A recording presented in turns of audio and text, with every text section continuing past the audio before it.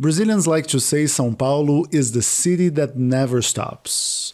But this past Friday kinda did. A massive storm hit the state of São Paulo on November the 3rd. Winds of over 100 kilometers an hour killed 8 people, wreaked havoc in several cities, and left millions without electricity. To give you an idea of the damage, more than 300,000 homes in Greater São Paulo were still without power on Tuesday afternoon as we recorded this podcast. And this raised questions about the sale of utility companies to private groups and revived old privatization ghosts, which were associated with an increase in tariffs but a decrease in the quality of services. My name is Gustavo Ribeiro, editor-in-chief of the Brazilian Report. This is Explaining Brazil.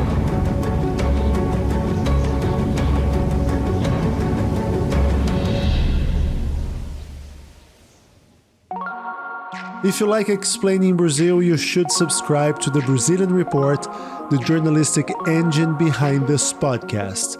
We're an independent organization funded by subscribers, and you can help us stay independent and continue to produce award-winning journalism.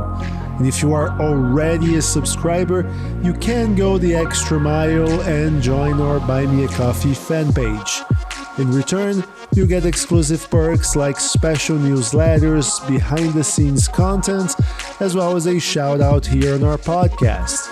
Today I'd like to thank our Buy Me a Coffee members, Gabriel Luca, Andrei Novoseltsev, Tom Nolan, Marta Martins, Pan Ludwig, Leslie Seal, Caroline Hubert, Mark Hillary, John Thomas III, Luis Hans, Erwan Menes, Orlando Black, Steve Knapp, Aaron Berger, James Coney, Kars Vresvik, Alasdair Townsend, Peter Abrahamson, Jimo Ofadeju, Marco Fryer, Miller Renascido, David Dixon, José Rose Stankovic, Emerging Market Muser, Yarden Iftah, Tanika Thompson, Anderson da Silva, Kat Kramer, Peter Suffering, Anna Lund, and someone who chose to remain anonymous. And our Buy Me a Coffee members come from all over the world, so please, if we're butchering the pronunciation of your name, do send us an email. And if you too believe in the importance of independent journalism and want to hear your name on our podcast, go to buymeacoffee.com/Brazilian Report and subscribe to one of the membership tiers. Click on buymeacoffee.com/Brazilian Report to learn more.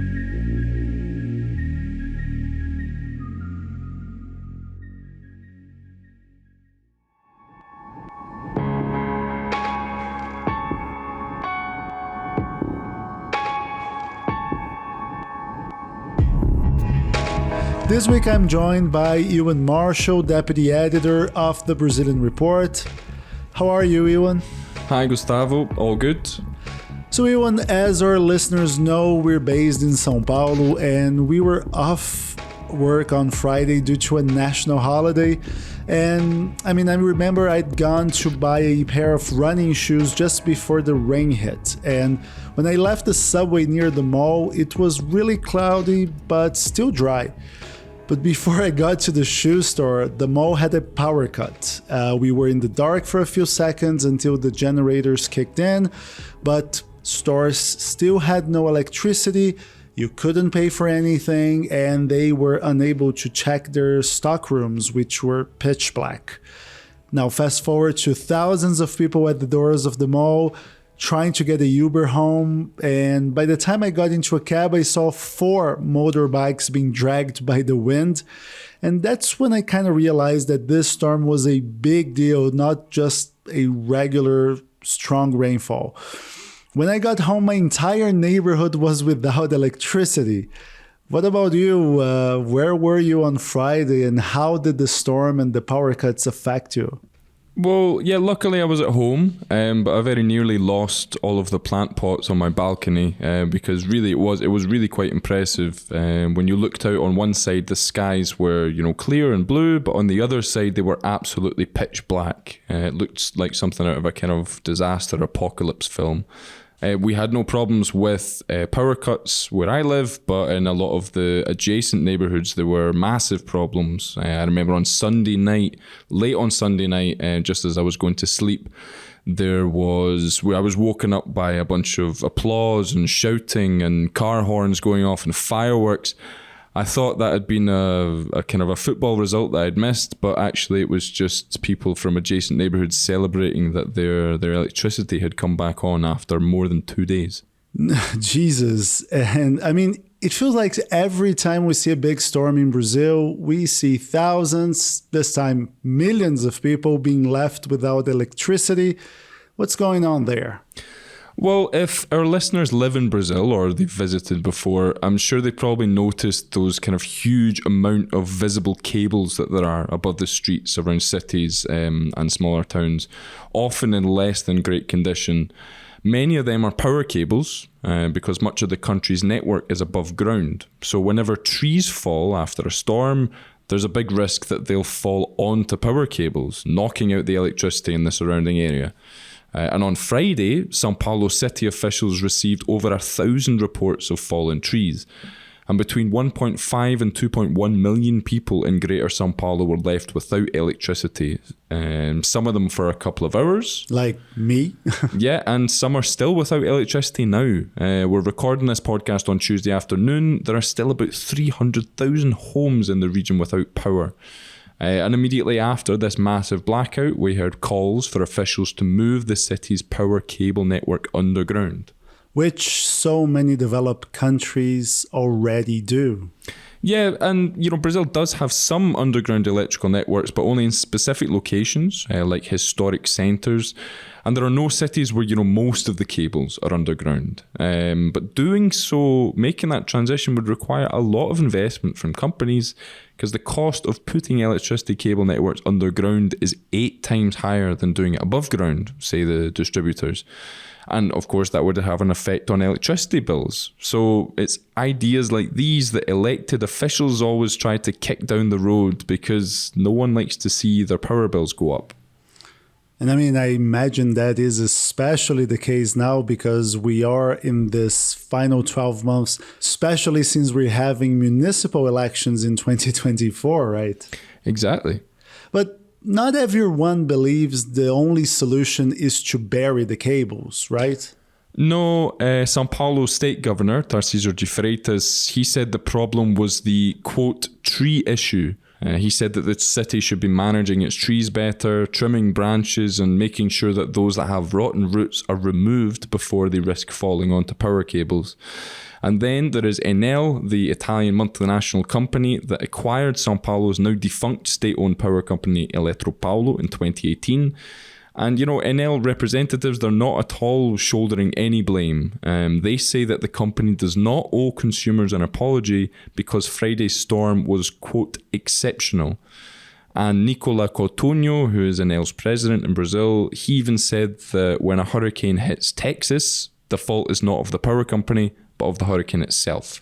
Right, but many consumers would disagree with that assessment. And they say that since Enel took over in São Paulo, their power bills have gotten more expensive, but the quality of the service that is rendered to them has worsened. Yeah, I mean, Enel is not popular. Consumer satisfaction has gone down year after year, gone from 70% in 2019 to 55% last year. And the company ranks just 19th among 29 major utility companies in terms of supply continuity, which isn't a good score. Enel defends itself by saying that its performance has improved annually, which is true, because the company ranked 25th in 2019. Now, consumers are taking issue with the fact that Enel has slashed its payroll, downsizing staff from almost 24,000 workers in 2019 to just over 15,000 now. And meanwhile, they double their profits. So many people look at these numbers and they see this causal relationship with Friday's blackout. Yeah, and you can understand why, but the relationship between one thing and another is not so obvious. Enel says that its personnel cuts were largely in administrative areas and didn't affect its operational staff, i.e. the ones who are sent to the streets to try and fix the power supply issues. And the company said in a statement that it currently has a more effective network recovery response than in previous years. And does the data back them up? Well, the average number of electricity outages in Brazil has declined steadily over the past decade. In 2022, consumers experienced an average of 5.39 power cuts, and the average duration of those cuts is also decreasing from almost 19 hours in 2015 to less than 11 hours now. And that's still higher than in the US, where average consumers experienced 7.3 hours of power outages in 2021, which is down from 8.2 hours in 2020, but is more than double 2013's rate. Meanwhile, the Brazilian trend is going downwards. And many believe that electricity outages stand to become more common because extreme weather events, many of them driven by climate change, are wreaking havoc on countries' aging power infrastructures. And I mean, power outages are not just a matter of short-lived annoyances, right? Exactly, because many people lost their perishable food over this last weekend because their refrigerators and freezers were off. People that take medicines that require special storage conditions also face problems. And a power cut can even be deadly for people who depend on medical equipment or for those who lose heating or air conditioning during periods of extreme temperatures. And for these people who lost goods, expensive medicines, will they be compensated for their losses?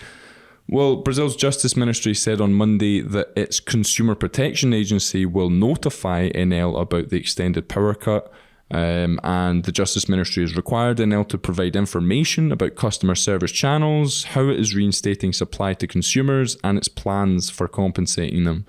And the government will also provide guidelines for consumers to seek compensation for food and medication lost due to the outage. Now, one big question that has surfaced is around the privatization of utility companies, because, it happens every time there is a problem. When a public company screws up, it is treated by some as unequivocal proof that it has to be privatized in order to become more efficient. But then, if a private company does so, others see it as ironclad evidence that private groups only care about shareholder value and they don't give a crap about consumers. Of course, this time I assume it would be no different, right? Right, yeah. So unsurprisingly, perhaps, the left wing is using the extended power cut as a key argument against the process to privatize Sabesp, which is São Paulo's sanitation company. On social media, lawmakers opposed to privatization, and even some pre-candidates for the 2024 municipal election and one cabinet minister of the Lula government, they've all cited Enel's slow response to the energy crisis as justification for the need to maintain essential services such as water and electricity under public control. And one city councillor who belongs to President Lula's Workers' Party, which in the state of São Paulo is the main opposition force to the right-wing state government, he filed a motion to open a hearings committee against Enel for Friday's outage. But there is already a hearings committee against Enel going on, isn't there? Yeah, and that's an inquiry that's investigating the sale of Eletropaulo to Enel. But this new motion would be to investigate the outage and the company's liability in that, and it would also be at a municipal level. And what do privatization hawks say to defend that model? Well, Tarcísio de Freitas, the aforementioned governor of São Paulo, he is a staunch defender of privatizations. And his government presented a bill last month that would launch a share offering that would hand control over Sabesp to private investors. And Freitas has been critical of the contract signed with Enel, and he claims that the Sabesp deal would be different. He says that the privatization of Eletropaulo contained no clear goals for municipalities and poorly calculated the value of investments. And he also stated that in the case of the privatization model that he's proposing, the government of São Paulo would remain as a shareholder of the company to, quote, guarantee that its obligations will continue to be carried out and that we will not lose the capacity for dialogue. Now, what's frustrating about this debate about privatization is how shallow it is, with everybody just using the latest incident to prove their point without ever delving into the complexities of these issues. Because we have many privatization success stories in Brazil. For instance, just look at telecommunications. Less than 30 years ago, having a landline was a luxury in Brazilian households. Families would wait for months to get one, and it was so expensive that you would declare it on your income tax as a deductible asset, like a car or real estate. I remember for years we didn't have a phone at home, and my parents would go to my grandparents' home every 2 days to get or make phone calls. And it was the privatization of telecom services that made Brazil enter this reality in which now in 2023 we have more smartphones than people. Now, in my opinion, the common denominator of failed privatizations is a lack of proper regulation and enforcement.